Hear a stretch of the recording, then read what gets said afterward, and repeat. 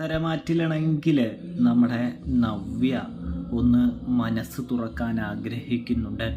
അതിനായിട്ട് ആദ്യം തന്നെ നന്ദുവിനെ ഒന്ന് വിളിച്ചു നോക്കുമ്പോൾ നന്ദു ആണെങ്കിൽ തന്നെ ശല്യം ചെയ്യാനാണെന്ന് വിചാരിച്ചുകൊണ്ട് തന്നെ ഫോൺ എടുക്കുന്നില്ല എന്ന് കാണാം. അതിനുശേഷം വിളിക്കുന്നത് നമ്മുടെ നയനയാണ്. നയന ഫോൺ എടുത്ത് സംസാരിക്കാനായിട്ട് തുടങ്ങുന്നുണ്ട്. അപ്പോൾ എന്താ കാര്യമെന്ന് ചോദിക്കുന്നുണ്ട്. അപ്പോഴും നവ്യയ്ക്ക് നവ്യയുടെ മനസ്സ് തുറക്കാനായിട്ട് സാധിക്കുന്നില്ല.